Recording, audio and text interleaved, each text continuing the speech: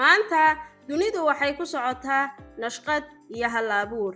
Ganacsi kasta, shirkad kasta iyo qof kasta oo online-ka jooga wuxuu u baahan yahay nashqad qurux badan oo indhaha soo jiidata. Haddii aadan aqoon graphic design, waxaad luminaysaa mid ka mid ah xirfadaha ugu qiimaha badan ee suuqa maanta.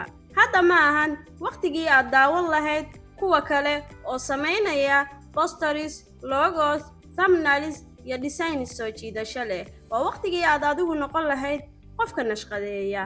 Qof kasta oo doonaya horumar dhaqaale iyo xirfad uu ku shaqaysto meel kasta uu joogo waa inuu barto graphic design.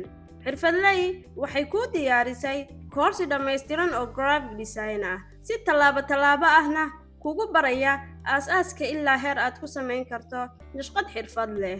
Haddii aad qaadato koorsigan, maxaad helaysaa? Kow, faham buuxa oo ku saabsan graphic design iyo mabaadi'diisa. Labo, awoodda aad ku isticmaasho Adobe Photoshop si xirfad leh. Saddex, samaynta posters, logos, social media designs iyo thumbnails. Afar, xirfad aad si freelancer-nimo ah ugu shaqayn karto ama ganacsi ugu dhisi karto. Shan, kalsooni aad ku noqoto nashqadeeye leh aqoon dhab ah iyo wax soo saar tayo leh. Graphic design ma ahan oo keliya qurxin sawir, waa xirfad lacag dhalisa.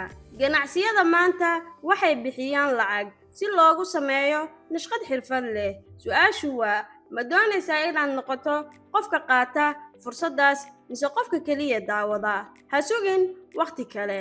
Bilow maanta barashada graphic design. Dhis xirfadaada, fur albaabadaada fursadaha, una diyaar garow mustaqbal ku dhisan hal-abuur iyo dakhli joogto ah.